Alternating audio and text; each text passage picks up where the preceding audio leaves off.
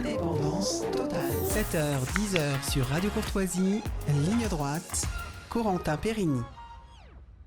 Bonjour Gabriel Cluzel. Bonjour Corentin, comment allez-vous ? Mais très bien, et vous, je vois que la tempête n'affecte pas votre connexion Internet, donc ça c'est une grâce. Alors je rappelle que vous êtes directrice de la rédaction de Boulevard Voltaire et vous voulez nous parler ce matin de la Toussaint que nous célébrions hier et son corollaire, le jour des morts, c'est-à-dire aujourd'hui. Et selon vous, ces fêtes, ce sont des fêtes qui dérangent. Oui, les paris sont ouverts, mais moi je pense que si l'on doit un jour, comme le suggèrent certains, sacrifier certaines fêtes chrétiennes dans notre calendrier, la Toussaint sera à coup sûr avec l'Ascension dans la première charrette. Enfin, disons la deuxième, car le convoi de tête est déjà parti il y a quelques années avec le lundi de Pentecôte. Alors pourquoi ? Parce que s'il y a une fête dérangeante, c'est bien celle-là. Une enquête de l'IFOP, publiée le 14 septembre dernier, rapporte que 40% des Français souhaitent encore une cérémonie religieuse à leur décès. Alors un net recul, certes, si on compare aux années 60, mais un chiffre qui se maintient singulièrement au vu de la pratique religieuse dans notre pays. Sans doute parce que s'il est un ultime endroit où la religion persona non grata en Occident trouve l'asile politique, c'est la mort. La mort d'un proche qui vous force, au moins jusqu'au jour de l'enterrement, à poser votre carte bleue, votre téléphone, vos projets de rencontres et de voyage, votre vie en mode 100 000 volts et à répondre à la question eschatologique de ce fils, neveu ou jeune cousin qui vous tire la manche de votre manteau. Elle est où maintenant, grand-mère ? C'est du reste pour cela qu'on peut regretter que les prêtres ne célèbrent plus de messe pour les enterrements, car s'il est vraiment un moment où on peut évangéliser, c'est celui-là. Alors si à force de patience, on a réussi à ficeler Noël dans le bolduc doré, si à force de persévérance, on a réussi à faire fondre Pâques dans le chocolat, pas moyen de toiletter la Toussaint pour lui donner un air convenable. Alors vous allez me parler d'Halloween, mais Halloween c'est un flop, un bide, une déroute, le greffon n'a pas pris. Les panoplies sont en solde dès le 15 octobre dans les magasins de jouets.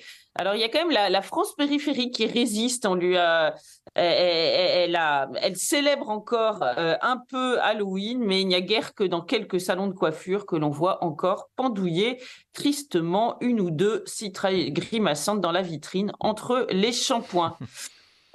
Et la Toussaint est toujours là, bon pied, bon oeil, avec son corollaire, vous l'avez dit, le jour des morts. Alors il y a ces pots de chrysanthème que l'on traîne, ces caveaux dont on gratte la mousse, et dont on arrache les mauvaises herbes, ces moments de communion familiale encore plus intenses qu'à Noël, puisqu'ils incluent aussi les disparus.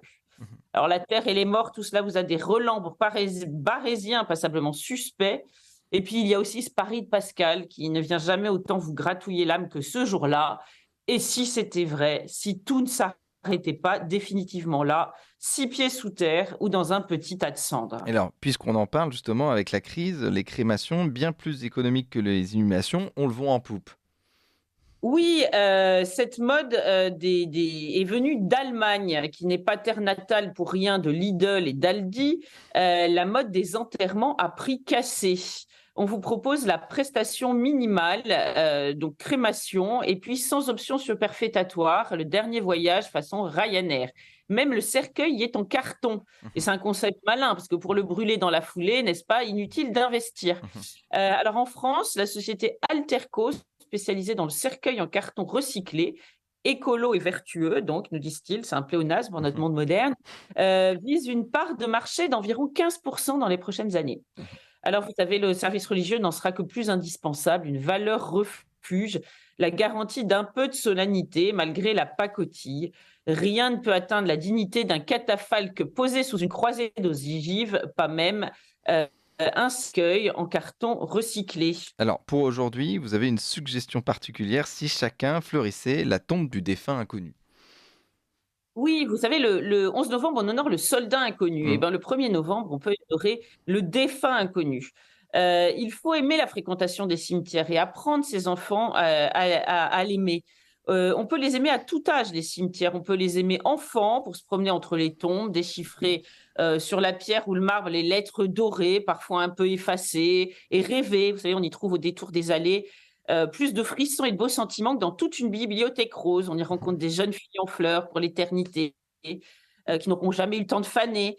de beaux bébés emportés par la maladie, de sveltes soldats moustachus tombés pour la France, des vieillards dont la veuve Kakoshi m'est aussi inconsolable qu'une jeune épousée à mon cher Robert, regret éternel. On peut les aimer étudiants aussi, vous savez, avant les partiels, c'est très bien pour se balader en solitaire et se changer les idées. Il n'y a personne qui vient vous dire, vous demander si les révisions avancent. On y croise bien alignés des centaines de gens ayant réussi brillamment tout un tas de concours compliqués. Et ces concours aujourd'hui leur font une belle jambe. Vous voyez, cela détend, ça permet de relativiser la situation. Et puis on peut les aimer adultes quand on commence à y compter 6 pieds sous terre la majeure partie de ses souvenirs d'enfance et plus de relations que dans son propre quartier, qu'on se dit que le jour du jugement dernier, quand tout ce beau monde-là se relèvera et se tombera dans les bras, eh bien, le lieu sera, pardonnez-moi cette expression triviale, vachement sympa. Mais qu'on les aime ou qu'on ne les aime pas, il faut y aller. Et voilà, en effet, spécialement aujourd'hui, on peut les trouver aussi un peu vaguement inquiétants, mais il faut se faire un devoir d'y aller. Qui, parmi les jeunes adultes, visite le jour des morts la tombe de ses aïeux, qui sait seulement passer une génération où ils sont enterrés? À la faute, dit-on, à l'éclatement géographique, comme on dit, à l'exode rural. Mais à défaut d'honorer son propre grand-père enterré au diable Vauvert, on peut visiter le grand-père inconnu, à la tombe usée, couverte de mousse, à la croix fêlée, à l'inscription invisible qui ne s'est pas vu offrir une chrysanthème depuis le siècle dernier, en espérant qu'un brave gars en fera autant dans un autre cimetière ou sa propre parentèle, parce qu'honorer les morts, c'est aussi montrer que notre civilisation, elle, vit encore. Oui, les morts gouvernent les vivants. Merci Gabrielle Exactement. Cluzel. Je rappelle que vous êtes directrice de la rédaction de Boulevard Voltaire et on vous retrouve la semaine prochaine pour une nouvelle chronique. Merci à vous.